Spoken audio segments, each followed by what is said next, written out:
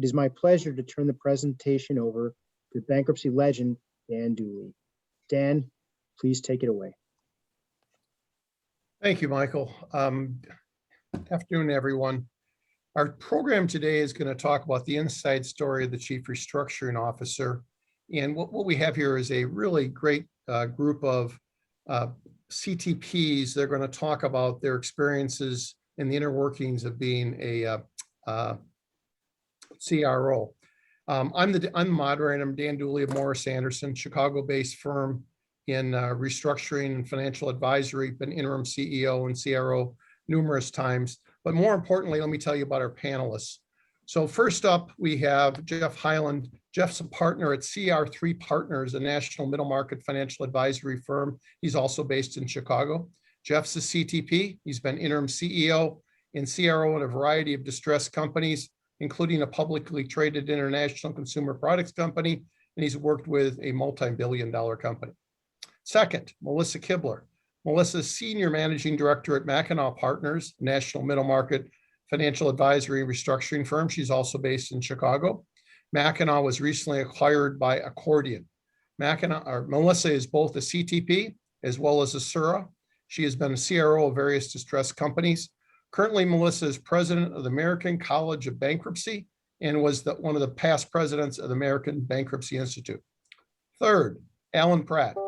Alan is a principal at Hawkeye Consulting, a financial advisory and restructuring firm also based in Chicago. Alan is a CTP who has been interim CEO and CRO with a variety of distressed companies. And last but certainly not least is Craig Dean. Craig is the managing principal of AEG Partners, another financial advisory and restructuring consulting firm also based in Chicago. Craig is a CTP who has been interim CEO and CRO with a variety of distressed companies. A few details before we get started. At the conclusion of our panel, which will probably tie up around 5:05, we're going to have a networking session. I would encourage you all to please participate in that. In terms of audience questions, there's a chat feature. I think Michael mentioned it, a chat feature in this capability here. If you have a question, put it in chat. We'll do our best to try to work it into the panel, if you will. So panelists, buttons off, let's get rolling. And let's start with the whole issue of why this CRO position exists and what are the objectives of the CRO. Jeff, can you kick us off? What's a CRO and why does this position exist? Sure, thanks, Dan. I find there's two attributes that drive the need for a CRO. A company that needs leadership and one that needs to implement change. For example, in one situation I know about, a company's lenders recognized the need for business changes. But once a project started, it was clear that the company also needed leadership. So that's a situation where they obviously needed both leadership and business change. But our clients generally are going through a crisis and they need assistance in navigating their future direction. And that direction can entail either the turnaround or the sale of the business. And that decision needs to be made quickly. So overall, the financial or other crisis in the company usually requires thoughtful but quick decisions and actions with someone who has lived through it before. So the final consistent theme that there seems to be is that there's a greater need, a level of consistent, accurate, confidence-building communication. So as a result of that, there's generally a significant step up in communication to stakeholders to help create as much as possible a consensus on the company's future direction. So Melissa, following up on what Jeff just talked about there, it sounds like a management role, right? Jeff described 3 or 4 duties. Why can't the CEO? Why can't the CFO? Why can't they handle this? Dan, there's a number of reasons. Building on what Jeff previously mentioned, I think one of the biggest value adds that we bring to a restructuring situation is our situational expertise in restructuring. I know when the phone rings, sometimes the first thing we all think about or the question we get asked is, do you have somebody who has experience in X industry? And sometimes that's important, but most of the time what we're really there to do is bring our familiarity with the restructuring process. And that's something that very few CEOs or CFOs have or wish to have. They are often unfamiliar with that landscape, with the players, And once you get into an in-court situation, that's really foreign territory. And most of them, in my experience, are not terribly interested in doing the reporting, signing their name on the MORs, issuing declarations, testifying in court. That's an expertise that they'd much rather leave to an outside professional. Second is going to be resources. Distressed companies are managing through oftentimes very difficult situations operationally. And that is really where you want your CEO and management team focusing, is on how to actually turn around this business. Oftentimes, as far as the CFO goes, you have a finance and accounting departments that are stretched terribly thin. So adding some of these duties onto the CFO's plate oftentimes is not a good idea. And it's much better idea to let them focus on running the business as opposed to getting mired into the restructuring. And the last is really credibility. A lot of the times we're coming in situations where the CEO and the CFO have lost credibility. There's been yet one more missed projection or liquidity situation or otherwise. And one of the things we bring as a third-party professional is that independent outlook of someone that can be trusted around the table. So Alan, let's bring you into the discussion here. So you just got hired for a CRO gig for a company that's got obviously some severe financial problems. And I know all gigs or all projects are not the same, but when you walk in the door, what's the one or two things you're focusing on as this is my goal, this is my objective? How do you look at that, Alan? Thanks, Dan. So the financial crisis really requires a different mindset. The CRO brings objectivity to the restructuring process. The goal is to provide better choices, better options for the stakeholders. With previous experience, the CRO can create stability for the entire restructuring process and be a guide for the stakeholders. So we're building consensus among the stakeholders about the direction of the restructuring, and CROs evaluate the viability of the company given the current situation to determine whether the company can survive the turnaround and restructuring process. Let's bring you in as well, Craig. So we're talking about CRO, Chief Restructuring Officer. That implies one person. Is it your experience that when you go to work on a project and you're engaged as a CRO, it's a solo gig or is it a team gig? And if so, why?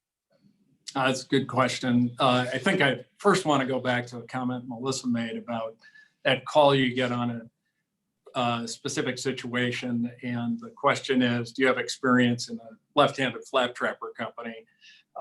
Which maybe you have those calls, maybe you don't, but it's usually not the driver here. It's all those other issues that end up being what the CRO is bringing to the table, all those other skill sets that she was mentioning. And, you know, CRO typically will never know the company as well as the management that's already in there. But the role, it's probably more size driven than anything else, Dan, when you look at whether it's an individual and there's enough resources to carry out what needs to be done, because typically it is a resource constrained environment. I think most of the time in our experience, middle market companies on up, it's usually a multi-person team, and it may expand and contract depending on what phase of the case you're in. When you're preparing for a bankruptcy, it's all hands on deck. There's first day orders and other schedules to be putting together. Once you're into more of a cadence of the case and you understand the dynamics that's going on, it might not need as many resources to execute the plan. Now, Craig, you mentioned bankruptcy. CROs aren't only for bankruptcy though, right? I mean, there's CROs that are on out-of-court workouts as well, right? Absolutely. And, you know, probably more of the cases, you don't hear about them as much because they're not necessarily public, yeah. But they probably more of the cases are out-of-court restructurings, particularly in the middle market, than would be in-court cases. Well, let's move on and talk about authority. Let's stay with you, Craig, if that's okay. When you have a CRO project, the authority is not always the same in every project. It varies case by case to some degree. You want to talk about that a little bit and why are they not always the same? Yeah, it does vary to some extent. I think at the end of the day, the CRO is usually charged, even if all the plans aren't laid out, with some sort of objective of, you know, stabilizing the situation, finding realistic outcome for whatever the constraints are that the company's facing. So in that particular case, I've seen it done where you separate out the operational side from the financial restructuring, but usually those are pretty well linked. They usually don't operate separately.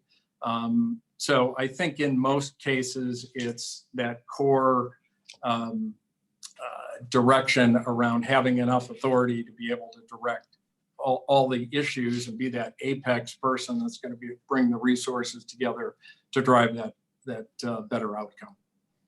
So, Ellen, I'm going to ask you a little bit of variation off a script here. One of the audience members is asking about, historically before CROs came into play, which I think was somewhere around 2000 with primarily with J. Alex. There was consultants and there was outside consultants. What's the difference between just being an outside consultant and a financial advisor and being a CRO in your mind, Alan? It's a good question. I'm glad that they brought it forward. So, a CRO has a particular set of skills, experiences given working with other distressed companies through a difficult financial transition, where a consultant may or may not have that same set of skills. As CTPs, we've also demonstrated our expertise in managing difficult situations in business law and also finance and accounting. But you also have a situation where this is an actual officer, right? So you have actual responsibility and authority, which a consultant is an advisor, right? Just Also true. And you're right. Let's talk about Alan. Let's stay with you and talk about let's try to contrast a CRO engagement that might have a very narrow set of responsibilities and what those might be versus a CRO that had a very broad or wide-ranging responsibilities. Can you give the audience kind of a range or a idea of the variance, if you will? So a narrow range CRO will conduct an initial assessment of the situation and determine the short-term needs of the company. So is the company a candidate for restructuring, or is a liquidation the correct course of action? And your initial analysis will include interviews with key stakeholders and a 13-week cash projection. Often a narrow range CRO may also be responsible for a borrowing base certificate with the lender. And then finally, if a recovery is likely, then defining and implementing a turnaround plan may also be included. So the narrow range is probably more purely financial. So does that imply an operating range is much broader, or a broad range is much more operational oriented? That's how I read it. Okay. Alan, let me ask a question of you. So, relative to your answer before, I'm just curious, would you rather be a CRO or a financial advisor? It depends on the situation. If Very politically put. We've probably all been in situations where the CRO is not an enviable position to be in. So it depends. How about you, Jeff? Would you rather be a CRO or a consultant typically, and why? I like to have the operating authority. We've all gone through lots of times where we make recommendations. We know they need to be done. There are difficult decisions, and you have to have the knowledge and confidence behind you to just pull that trigger. So for me, How about you, Melissa? You'd prefer to be CRO or consultant? I think in most cases, and I agree with Alan that you have to look at the circumstances, but in most cases, I think CRO is where you can really be more effective. If you're negotiating with a lender or trying to reassure a vendor or any other number of circumstances, being an officer of the company and being able to portray that you are, it gives you an authority and gravitas that I think is lacking when you say, hi, I'm the financial advisor to the company, as to whether you really do speak for the company.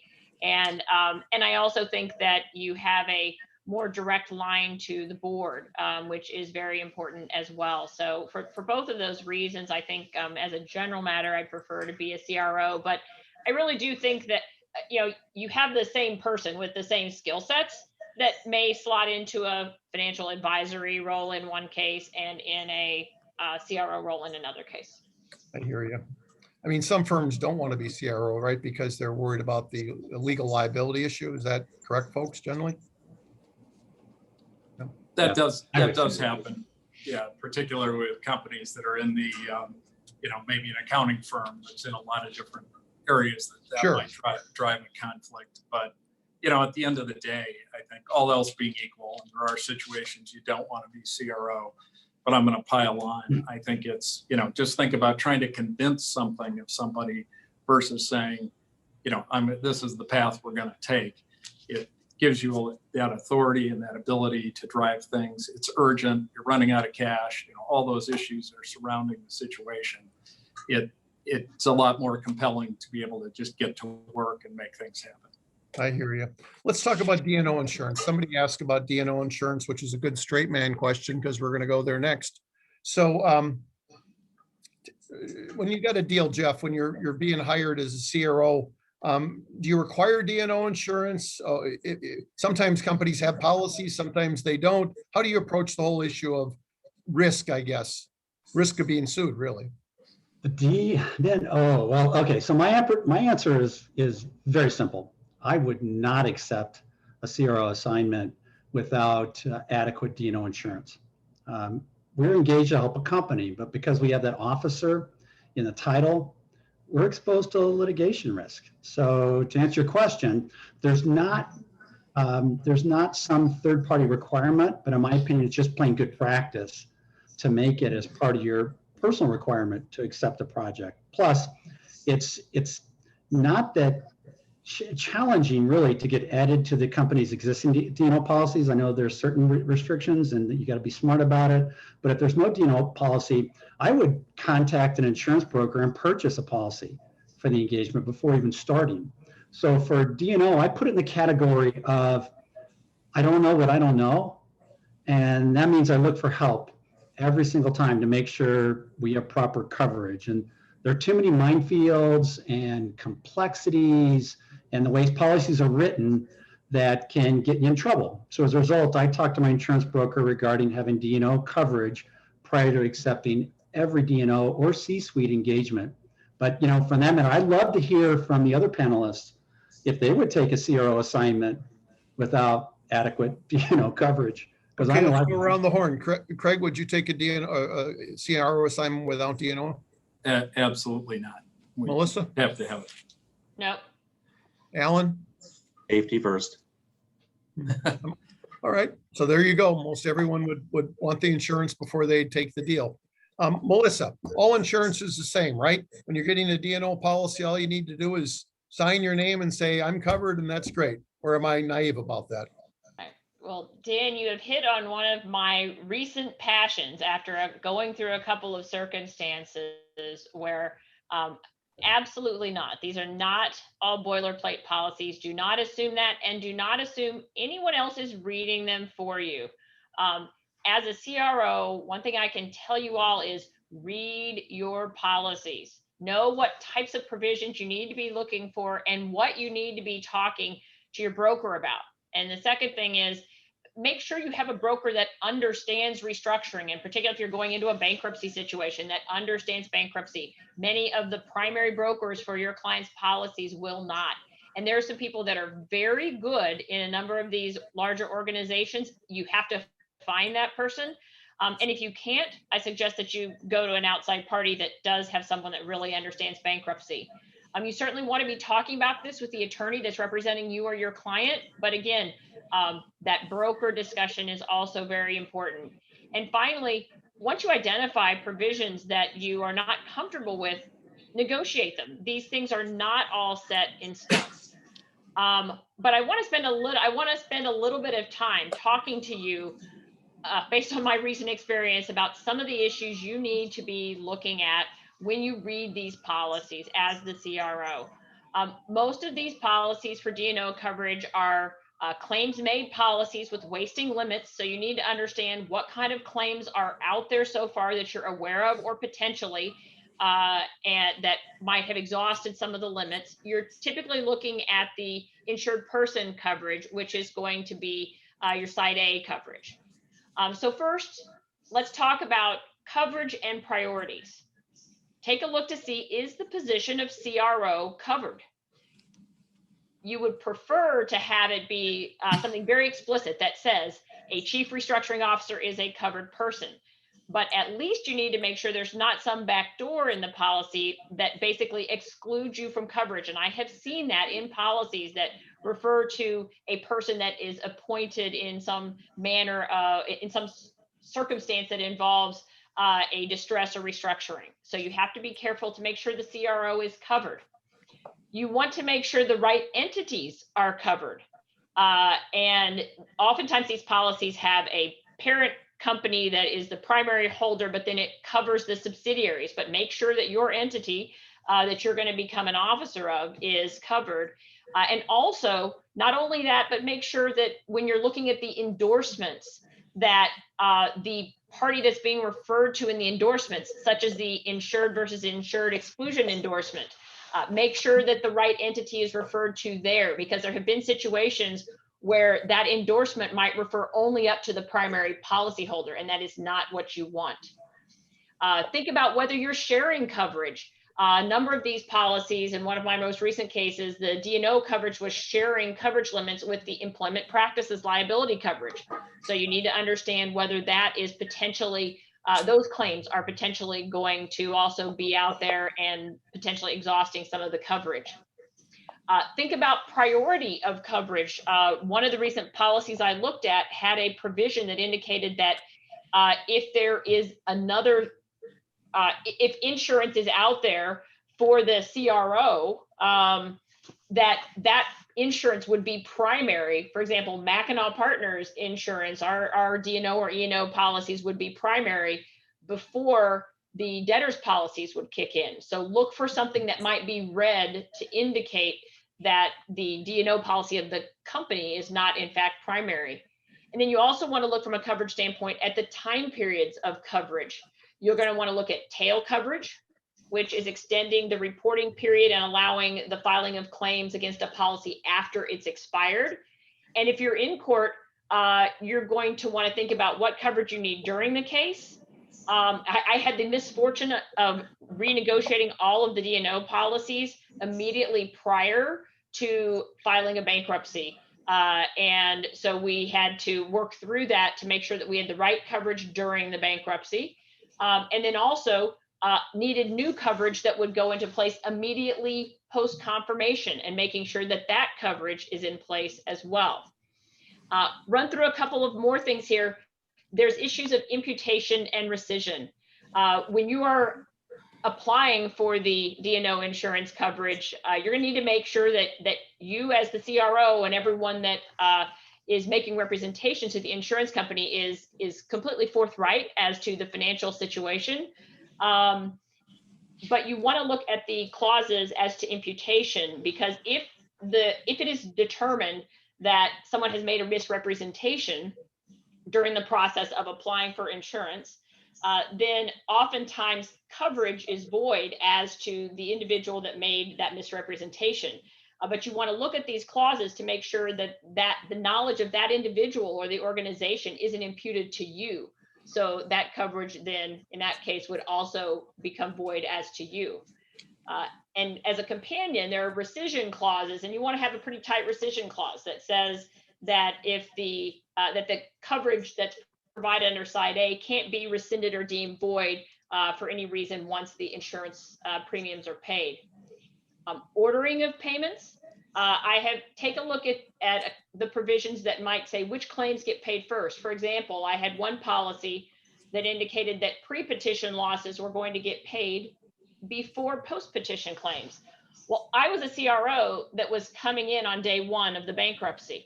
So for me, that was a bad provision, because that would mean I was not getting covered because claims that the pre-petition claims were getting covered before post-petition claims. Also, there can be provisions that you'll find in these policies that indicates that the insurance company can determine the order of payments for covered losses and doesn't have to consider if there's a potential for future payment obligations and so what you want as the CRO is you want to know that, hey, wait a minute, I don't want them paying all these other claims first because mine is going to be litigated more slowly and there's not going to be anything left under the policy limits. So one of the reasons we've taken so long to talk about this issue, and Melissa's become probably an expert by a necessity, not because she really wanted to study D&O insurance, but is that this is a big deal. And this should be a big deal for anyone who's a CRO. And it's unlikely any of us will be insurance experts. However, within the TMA, there are insurance experts. And we would strongly encourage you to form a relationship with one or two of these people without mentioning names and have them help you on this. Obviously, their benefit is they potentially get insurance work, but your benefit is you probably get sued less often. And perhaps when you get sued, you get good coverage as opposed to bad coverage. All D&O coverage is even close to the same. It goes through a spectrum of terrible to great. Let's talk a little bit about we're trying to talk about D&O avoiding lawsuits or protecting us from lawsuits. Craig, have you seen CROs getting sued before? Does that happen, or is this all hypothetical?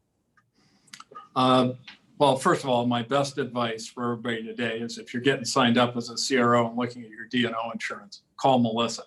She's got the answers. Hey, I'm just glad this is getting recorded because, you know, otherwise I have to get my wood burning kit out because there's like a wealth of knowledge on D&O. I learned stuff. This is awesome. There we go. But just in terms of the frequency, Dan, it's really not, I wouldn't call it frequent, but of course it always happens when you care.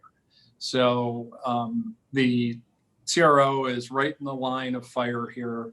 CRO might have done something that happened before the CRO showed up, pre and post bankruptcy, all those different issues, but people are looking for deep pockets. They're trying to, you know, figure out how they get the recovery. There's, you know, emotions and losses and a lot of issues going into that.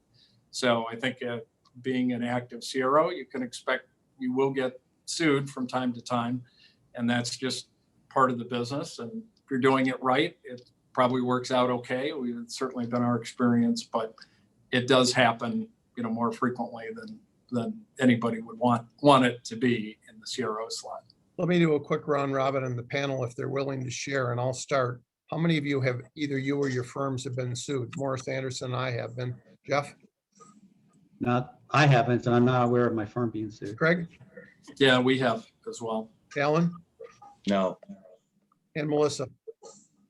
I have not, and my current firm fortunately has not, but my prior firm, yes. Okay, so most of us, not all of us. Let's move on. There's a couple questions that popped up, and I'm going to try to answer these real quickly. The first question's got to do with if you appoint a CRO, does that somehow breach covenants that may be in your loan documents?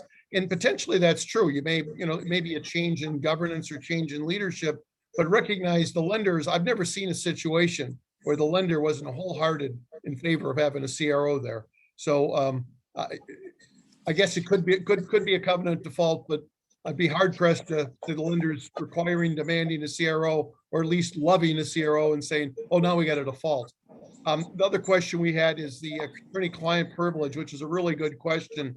When you're an officer, you potentially are within the privilege in terms of communication with the corporate lawyer. That, in fact, is a problem being a financial advisor. You're outside of that privilege clearly. And so that is one of the real nice things about being an officer, is now you're part of that privilege. I've had board meetings where I've been excused from because you're not part of the privilege. You want to maintain privilege, want to talk to counsel. I don't like that, but that's a necessity.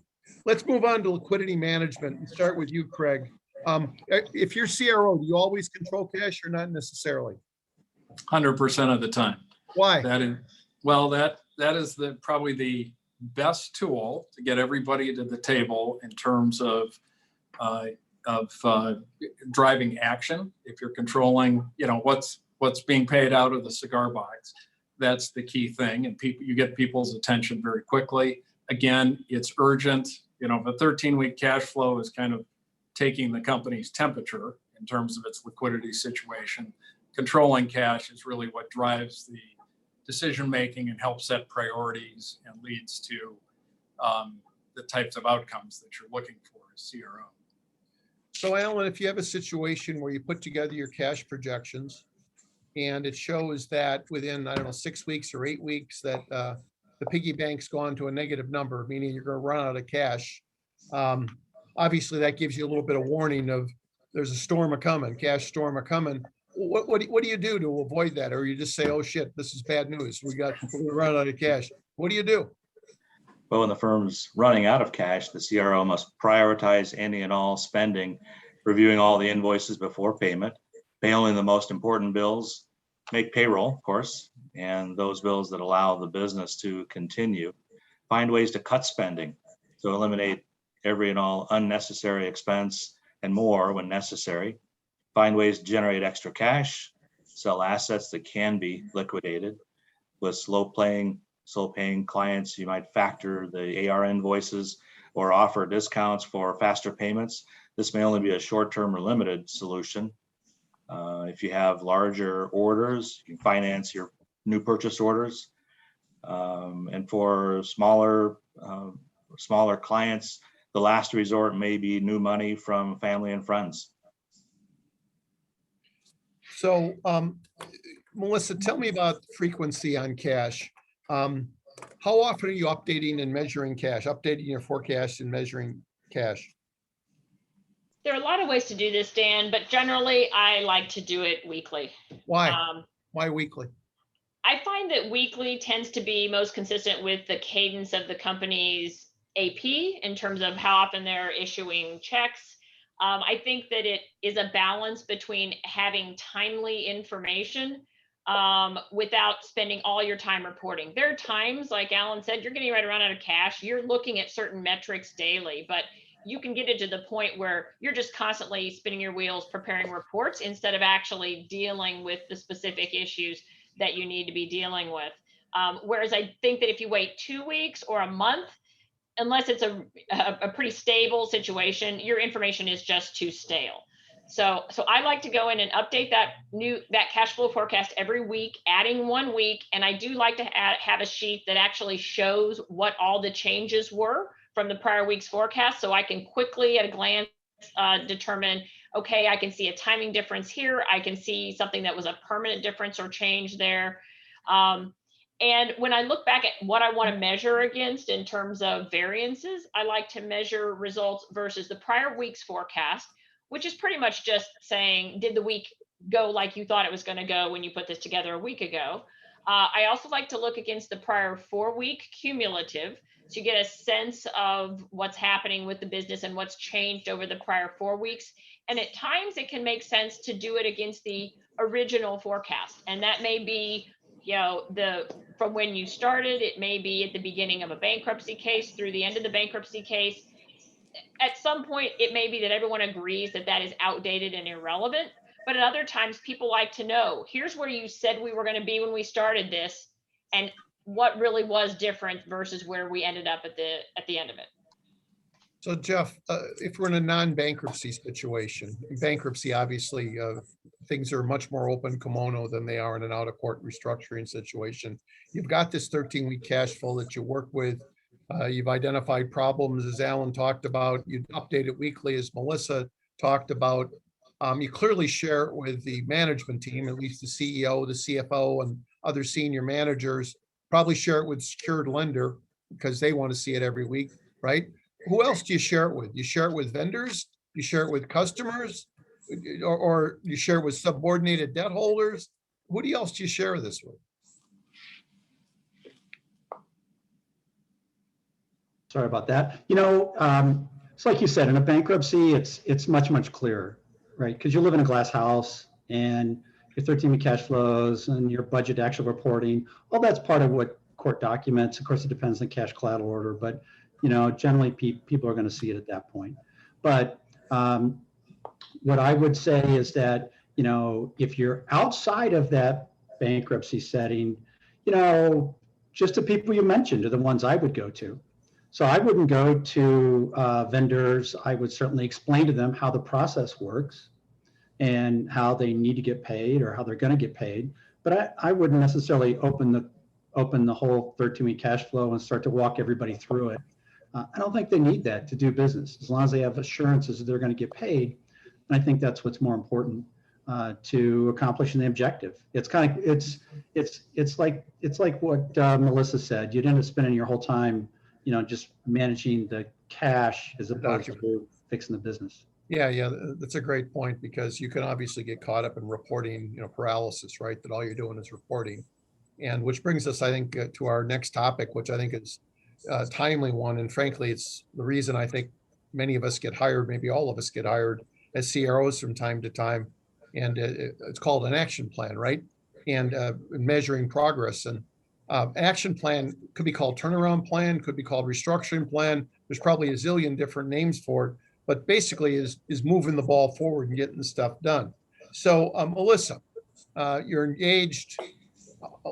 How do you come up with this action plan? We got to do something. Melissa, do something. How do you come up with what the hell to do? Well, Dan, obviously one thing you want to think about here is, where do you really need to be focusing? You can organize your plan in different ways. You can do it by division, by facility, by department, or some other appropriate demarcation. And you may be spending more time on one area than another, depending upon the circumstance. But basically what you're doing at a high level is you're identifying strategic options, you're socializing those options among the right people, and then you're doing some analysis and financial modeling about the financial impact of those options. I think that one of the most important skills that we bring to this process is listening at this point in time. And oftentimes we find that the answer is already somewhere within the organization. It's just a matter of being able to tease that out and really distill the information that really is already resident there. So having that open door is very important. And then who do you talk to? I think it's important to talk to the owners or sponsor and get their perspective on what's gone right or wrong, board members. Oftentimes you're already engaged in conversations with creditors or lenders. And I think, asking their perspective can also be very helpful if in fact you are already engaged in some of those conversations, and listen to what they have to say. Certainly senior management. And I would go to that next level down in terms of junior management as well. Like that to me tends to be the gold mine in terms of where sometimes, that's a person who doesn't have the weight to actually make something change or happen, or maybe even be listened to, but really may know what's going on. But I will say that sometimes it might even be the AP clerk who is giving you some information that's really helpful. That's interesting. So Alan, as you develop an action plan, and I assume an action plan has a list of here's 4 things or 28 things or tasks, right? Is it just an action plan, or is there more than just a list of here's the stuff to do? So Dan, an action plan is really a specific roadmap towards recovery for the company. So uniquely created for them. The CRO develops a well thought out turnaround plan or action plan, and then implements the plan. So what we have to do is formalize that plan and communicate it to the stakeholders so they can help implement that plan, assign responsibilities, create an accountability system, and then follow up to ensure actions are executed on time. I've used this approach with clients, and the accountability system can be a challenge given that the difficult financial situation doesn't usually bring out the best in your team. Dan, if I could jump in a little bit Sure. on some things that I also have done with some of these plans. I think that it's not only part of it's listing the steps that have been identified and the responsibility for implementing those steps, which, as Alan said, is very important. And those steps, it might be closing a facility or cutting costs or reducing headcount or any number of other steps in your plan, or possibly revenue enhancements. But I also think that you really want to take a look at what are the one-time costs of implementing these changes. What is the year one cost, and or year one not only year one cost, but year one savings. So what are you expecting to save in the first year? And then what are your annualized savings going to be? So people can really, from a financial standpoint, understand the cost and benefit. I also think it's really helpful to assign a level of timing in terms of anticipated timing for the change to take effect. I also have found that using timelines can be very helpful. It might just be an Excel spreadsheet. We recently had a situation where we closed down an operation immediately prior to filing, and we were dealing with international operations, multiple locations, multiple jurisdictions. And so we had a minute by minute timeline for that, approximately 24 hours, where we were dealing with that closure and press and everything else involved in that. And then I shifted to a daily timeline and there was a bankruptcy filing immediately thereafter, but particularly for clients who aren't familiar with a bankruptcy process and the various milestones and deadlines and otherwise, found the timeline was very helpful in communicating. I hear you. I hear you. Craig, obviously we get engaged with little companies, I don't know, 15, 20, $30 million a year revenue, fairly small companies. And Jeff, for example, has worked in some very large companies, some multi-billion-dollar companies. I suspect a couple of us have as well. How long does it take? You're in this deal and you're supposed to put together a cash projection. You're supposed to put together an action plan, supposed to put together accountabilities. I mean, it's like that. I realize the simpler it is, the quicker, right? But what's the general rule you operate when people say, how long, Craig? How long? How long?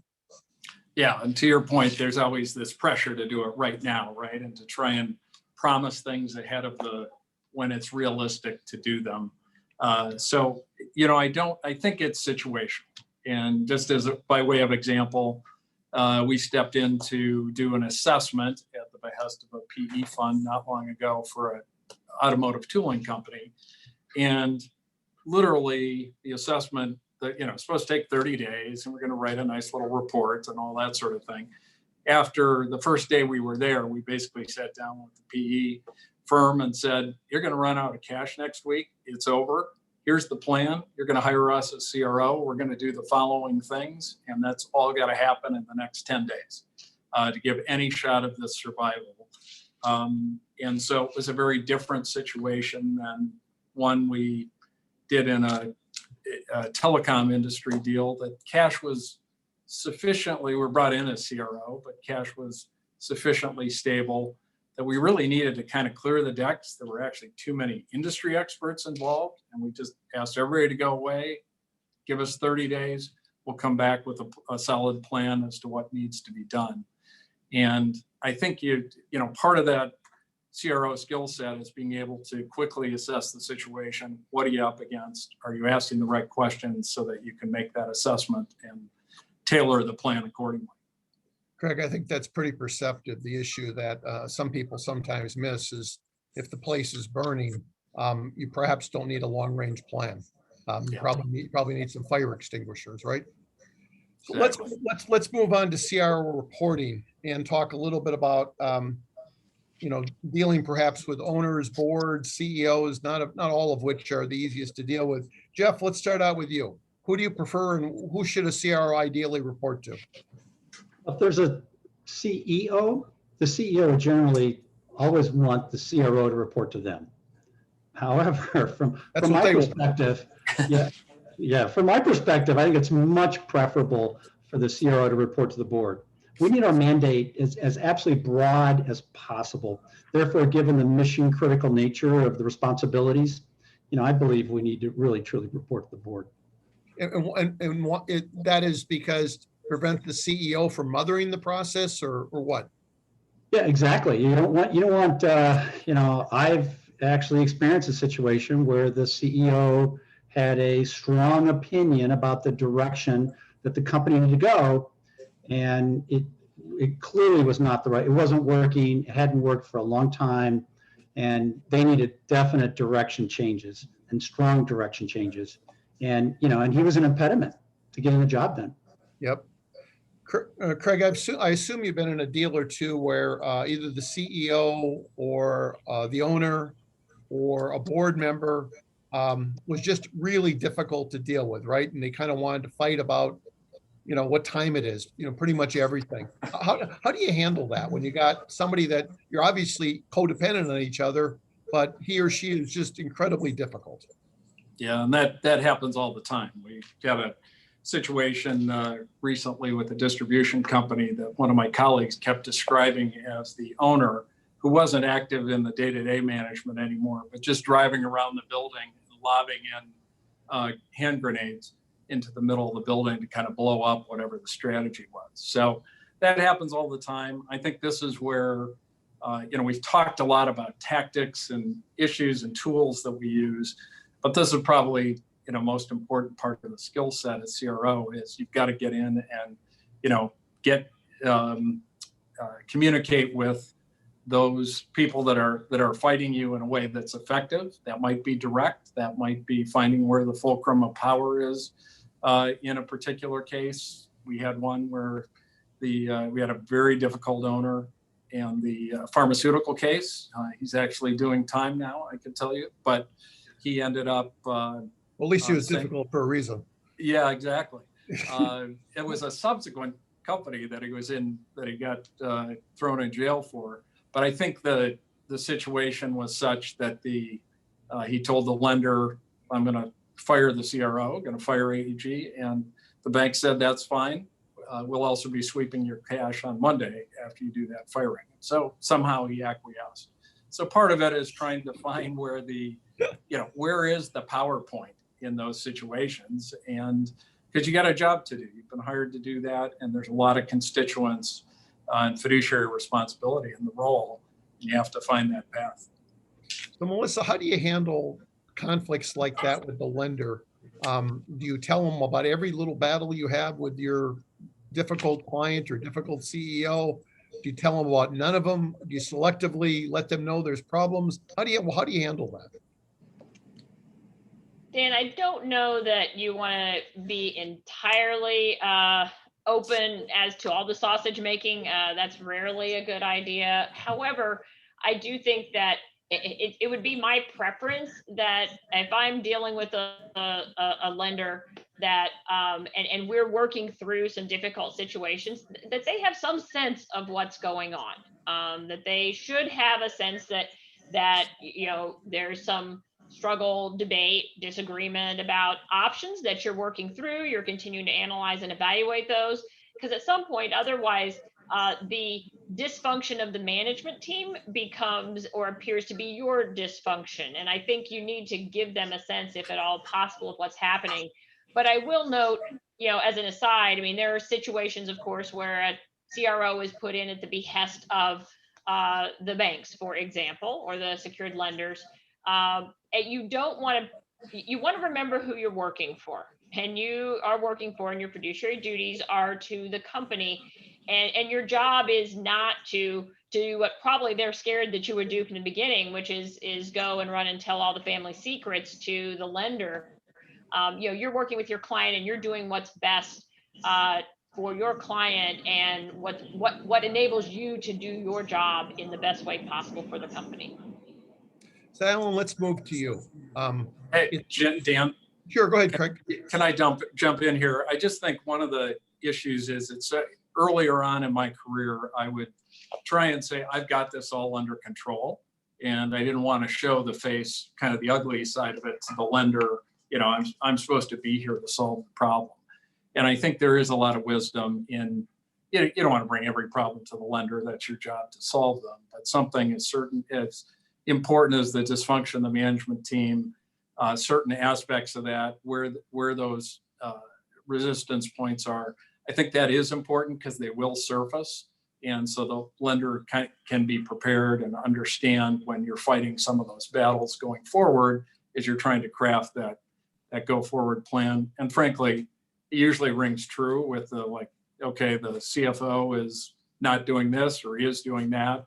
They've probably experienced that for the last 5 years before it went into restructuring. Makes sense. So Alan, let's conclude this section with a question to you. So it's pretty normal that we're brought into situations as CROs or potential CROs, and it's a function of the lenders providing a list. Not always, but here's 3 names or 4 names or 2 names.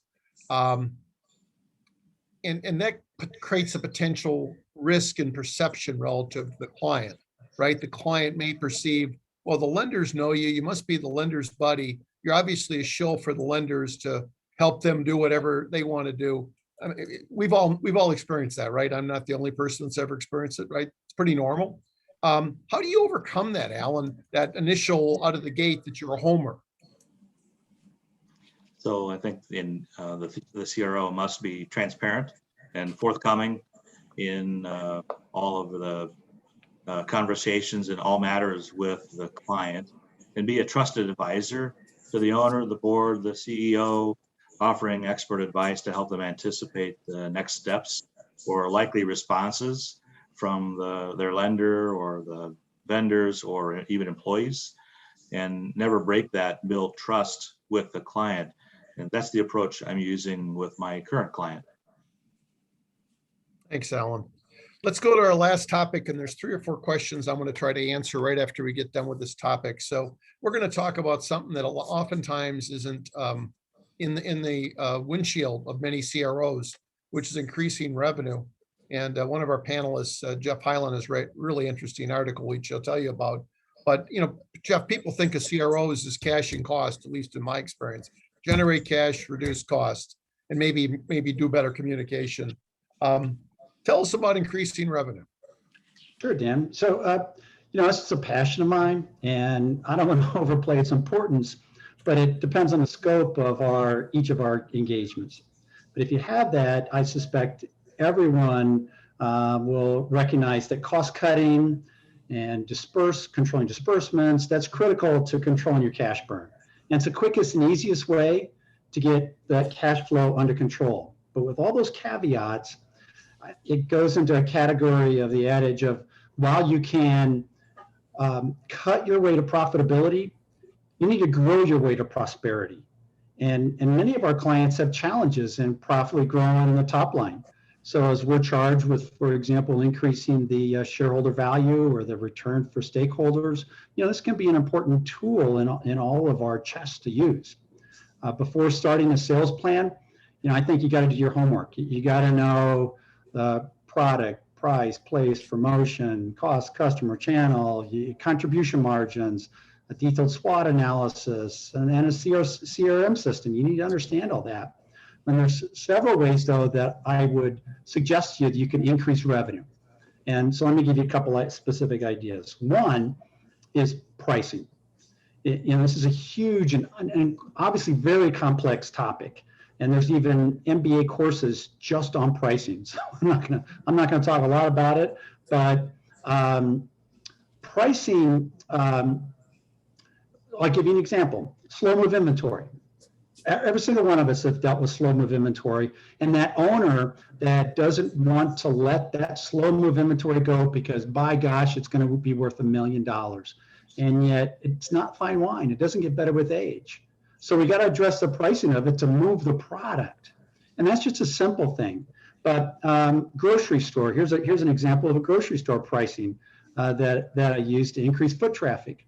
So I changed the pricing of bottled water to be lower than their very large competitor that was no more than a mile away, and advertise that. The shopping carts that started to come out of that store, the foot traffic went out of the roof. The shopping carts, a lot of them did have some bottled water at the bottom of their shopping cart, but they were filled with groceries. So, our price, our revenue per visit went way up, as well as the foot traffic went way up.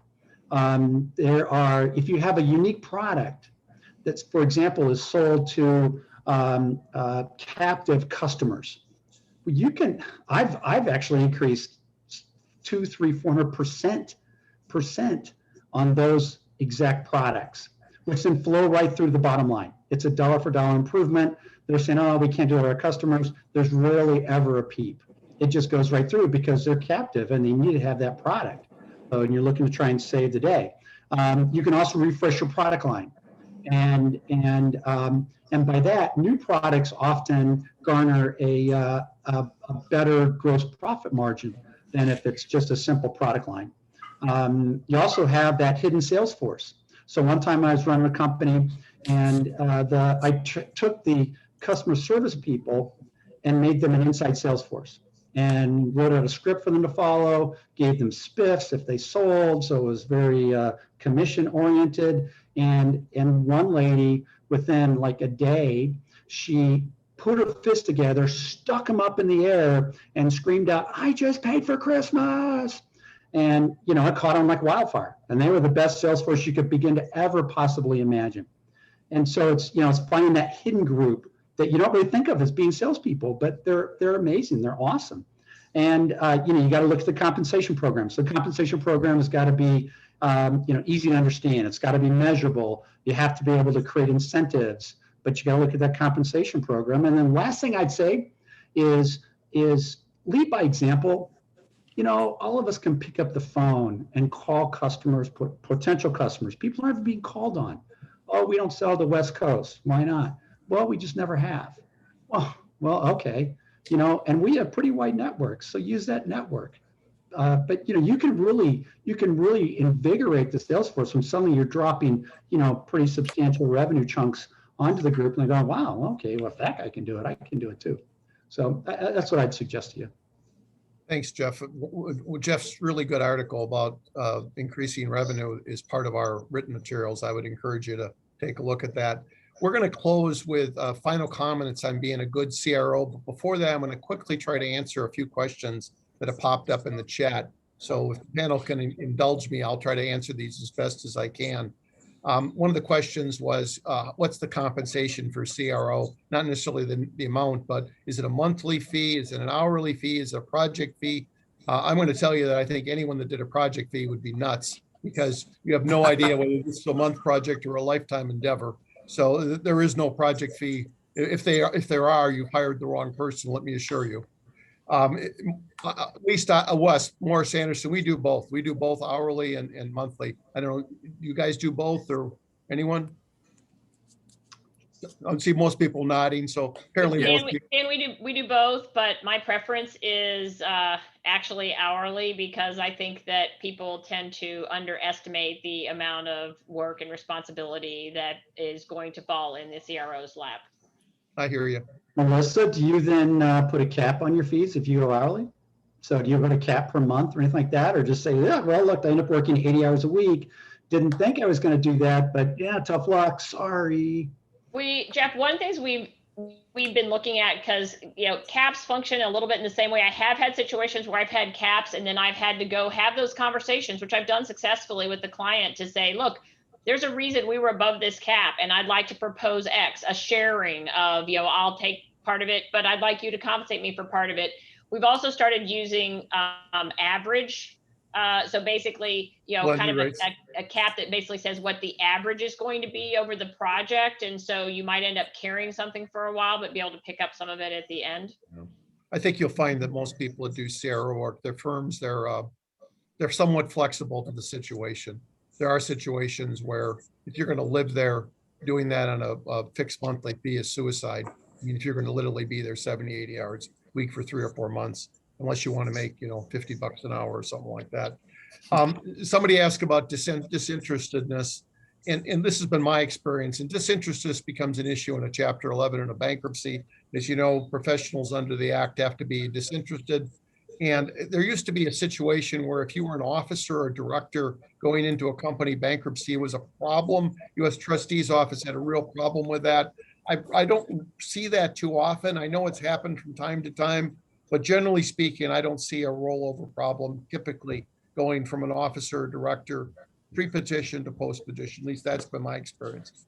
The last thing I want to ask or mention before we go to the last question is somebody asked about how do you get a CRO engaged? I assume it was a lawyer or a lender for a lawyer.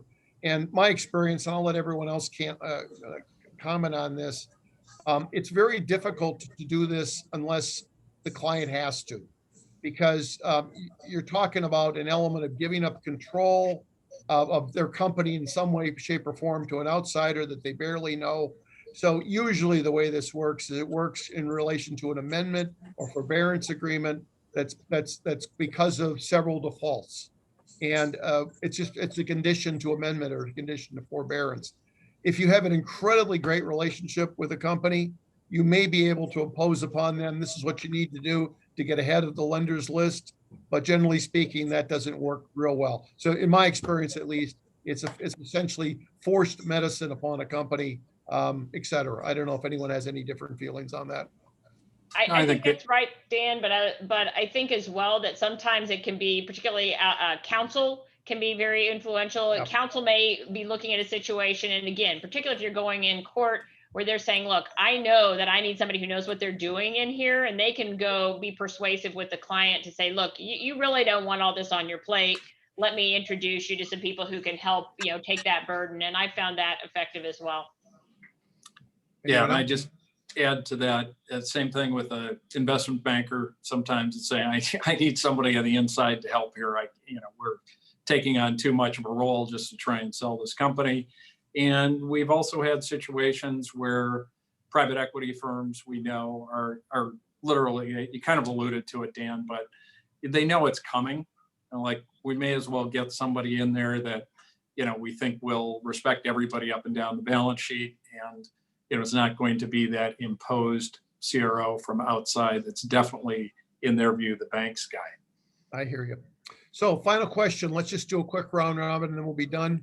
What does it take to be a good CRO? Melissa, let's start with you. What does it take to be a good CRO? I think you want to become part of the management team. And then you need to be able to step up and take those actions that other people won't. Alan, what does it take to be a good CRO? I think the appropriate experience, having gone through it before and being a steady hand on the wheel, help guide the stakeholders through the process. I love that, steady hand on the wheel. That's. Yep. Greg, what about you? What does it take to be a good CRO? Yeah, those are certainly important ones. I would also say somebody who can navigate through with a lot of different personalities, a lot of different perspectives. You're dealing with all kinds of issues with people concerned, the management team, the up and down the balance sheet. But I'd couple that with presence. I think you can't be CRO from your conference room or your office.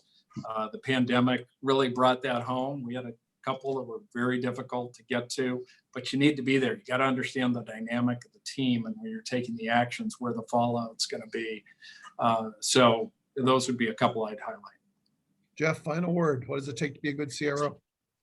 And since all the other good answers were taken, Make something up, Jeff. Yeah. No, what I would say is I would add one more. I would say communication. Communication is part of all of our DNA. That's what we do. And if you want to be successful, you got to get people on board. Whoever all those stakeholders are, you got to get them as part of the program, got to get them behind you. It's going to be ad hoc, but it's going to drive your success. Thanks. Well, I want to thank all our panelists today. Hopefully you enjoyed our presentation. Please stay with us for networking. Sue or Chris, if you could take it from here, please. You bet, Dan. Thank you so much to you, Jeff, Melissa, Craig, and Alan. Thank you. Great program. We invite everybody at this time to please go ahead and turn on your cameras, open up your microphones, and we're going to send you off into some breakout rooms for just some casual networking. As many of you have gotten familiar with this over the course of time.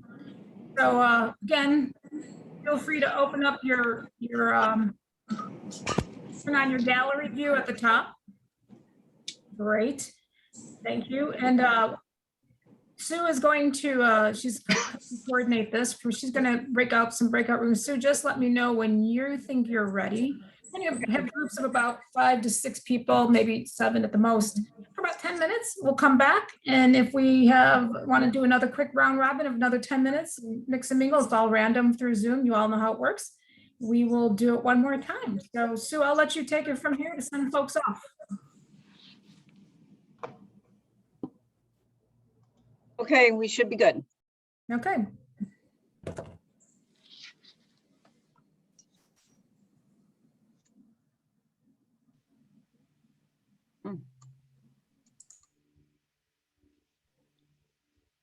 Let's see.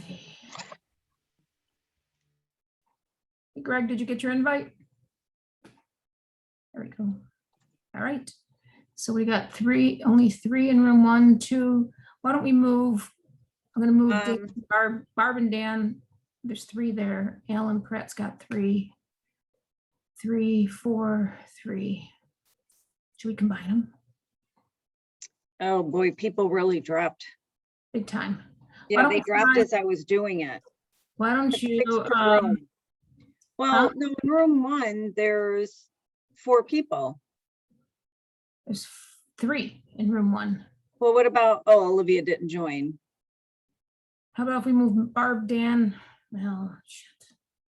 3, 3, 3, 4, 3. Kevin Kokora, Melissa Kibler. Didn't he work with Melissa? And Mike Paulson. Well, they all have about the same. Yeah, I mean, Did you do it for 10 minutes? I did. Yeah, so we're down to 8.5 already. And let's just leave it. Yeah, they bolted, and they were leaving. They were leaving. Oh, hang on, recording. Did we stop the recording?